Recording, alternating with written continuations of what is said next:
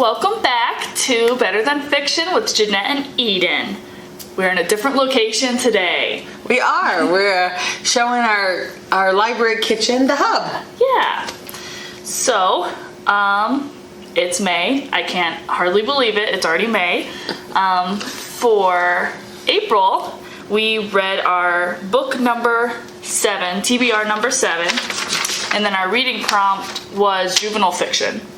So my book number 7 was The Japanese Lover by Isabel Andale. It was okay. It was an interesting look on World War II and the Japanese concentration camps we had here. It was just okay. I wanted it to be better, but that's all right. And then my juvenile fiction was Attack of the Black Rectangles. I didn't write the author's name down. It's one of our new juvenile fiction. And that was fantastic. I forget how much I do like to read juvenile fiction until I read it, and I'm like, wow, this was pleasant. Well, and that one took on the topic of censorship in the schools and how kids understand it to be, and then when they really realize what it actually is and gets over some perceptions. And so it really talks about what's really happening in society right now on the kid level. It was really well written. Yeah. And then my nonfiction, I read This Is What Music Sounds Like, and I think that was a fantastic book. It has a lot of really good links that you can go to, and so you can listen to all the songs referenced, and then there's some like activities that you could do within the book, which I really enjoyed as well. Well, my number 7 was The Lost Wife by Susanna Moore. It was an ebook that I had picked up, and it really dealt with domestic violence in early 1850s, and the lack of choice, the lack of ownership of your own life, and follows this woman who left a terrible relationship and became lost. She actually had to leave her child behind, and built a new life, and then the consequences from that decision. So it was really good. It was really well written historical fiction. Also delved into some of the Native American issues on the prairies in the 1850s. So it was really good. For my juvenile book, I read Stay Where You Are and Then Leave.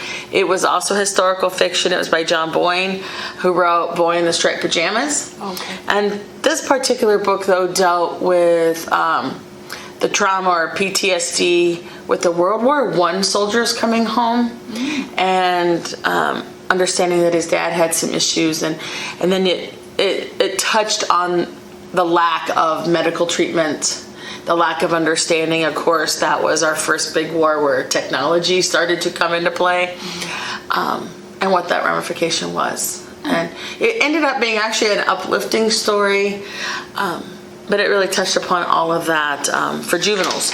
My nonfiction was poetry, which everyone knows is not necessarily my favorite, but I actually went into juvenile poetry. We have a new book called They Call Me Guero, and it's border kid poetry. And I will tell you, you should read it like poetry. You read some, then leave it. Read some, leave it.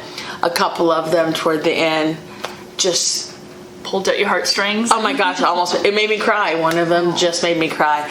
And then, where I had lived previously, there was a large immigrant population, and as families change over, and so this was more real to me than a lot of things could be, because I knew kids that had traveled through here, have some home life like this. So it was wonderful. If you're not sure if you want to do poetry, but feel you should, or that you want to give it a go, I highly recommend that book of juvenile poetry. It's beautiful. Nice. I did cross off one box this month on our bingo challenge here. I read a genre I don't typically read. I read Sorrowland by Rivers Solomon. That is a not graphic. Yeah, it's a bit graphic. But I meant gothic. It's very descriptive, that is for sure. Yeah. So absolutely. gotta cross that one off. And I crossed off self-help. I got that. That's a genre I do not typically read, but I did get self-help crossed off, so that made me kind of excited. Yeah. That's not usually my genre. Slow reading month. You know, and as I was talking to Eden, it's like, man, I didn't read all weekend. I did other things. And it's like, whoa, where am I getting at? Yeah. I got to get back in play here. So something I really want to talk about is the women's fiction long and short list.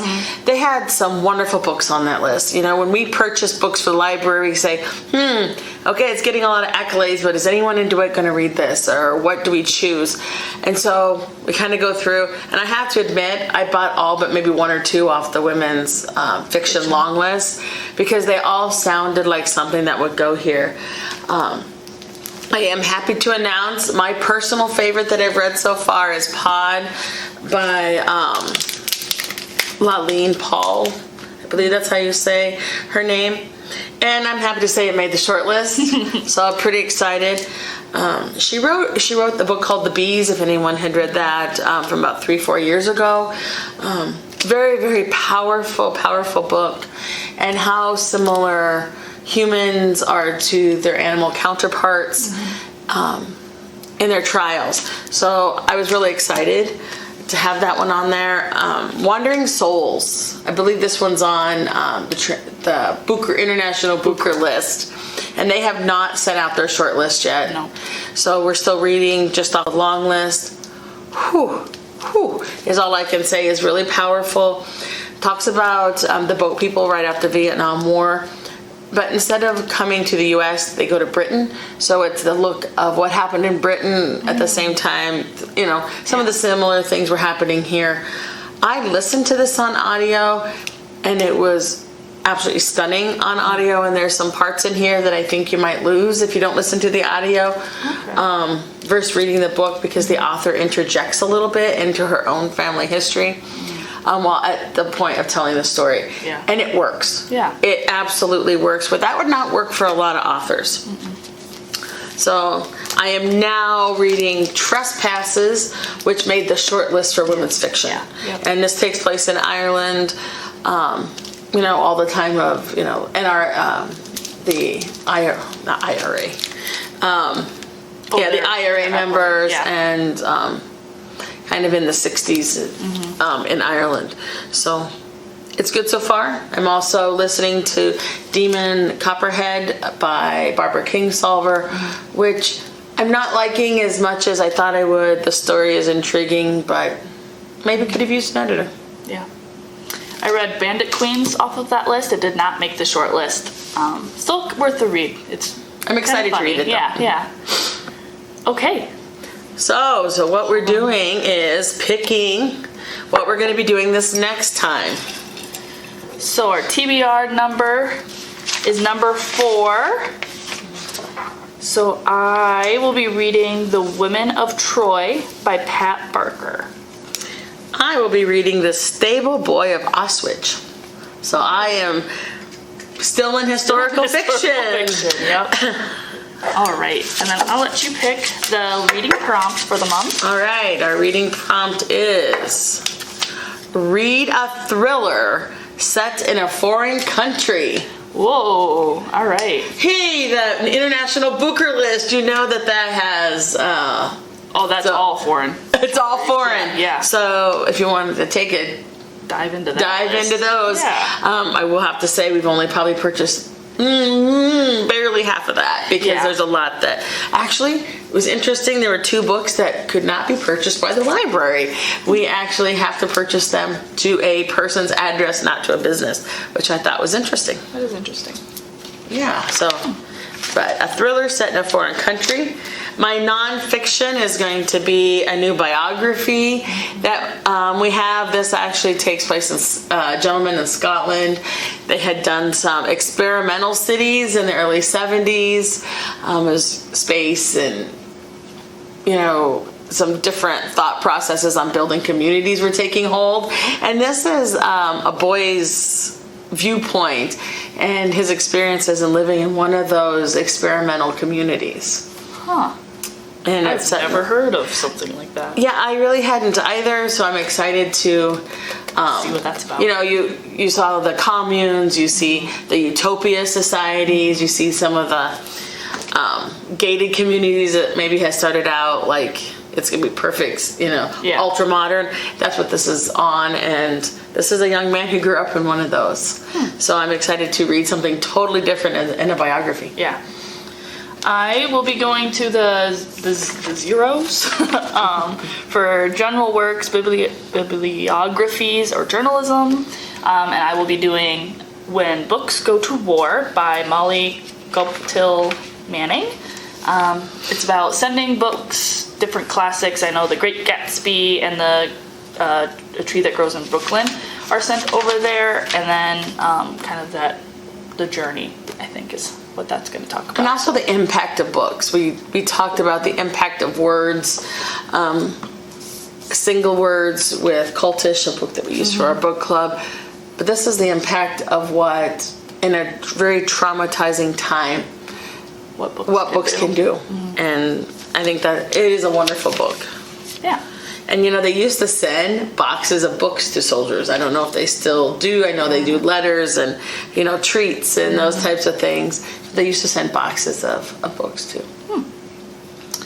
I grabbed 2 books that kind of have fun titles that I wanted to share too.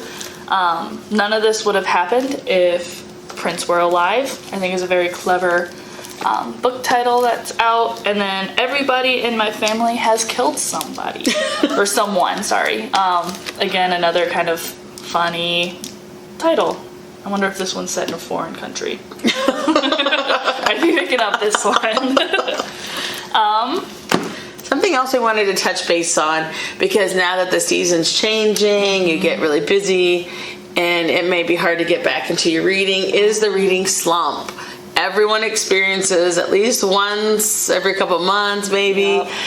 You know, and it's happened. Maybe that's why I didn't read all weekend, or I was just busy. But everyone has it, and so here are some tips to get past the reading slump. Yeah, I like to pick up something short. Like juvenile fiction helped me. I was in a reading slump this month, and that juvenile fiction kind of was my saving grace this month. So pick up a juvenile fiction, change your format completely. I also like to switch to graphic novels. If I'm stuck in a book, just pick up a graphic novel. Those read a little faster. And I'm like Eden, get something short and sweet, to the point, and have it be different. I also like to change location. If you typically, all winter, you've been reading on your couch, you know, in the same spot, maybe your groove on the couch is a little too deep, or you find yourself falling asleep because just you can't do it. Go outside. It's getting nice enough now. Head over to Lincoln Park, you know, put your chair out in the shade tree outside your house. Go somewhere else, you know, come to the library and read somewhere different. Go to the coffee shop and enjoy a pastry over at, you know, Blondie's, Urban Eats. Yep. You know, enjoy over, you know, and take yourself out to dinner and enjoy a taco down at Mezcal and read. You know, it's just that change of location. It might sometimes helps. And even if you're only half doing it, all of a sudden, when you do sit down, you're ready to go. Yeah. Yeah. Those are some of our tips. Yeah. And then recap. TBR number 4. A thriller set in a foreign country. And that's and your nonfiction of choice. Nonfiction of choice. Check out those book lists that are out there coming out. Some good reads on theirs as well. Absolutely. Yeah. Happy reading. Happy reading.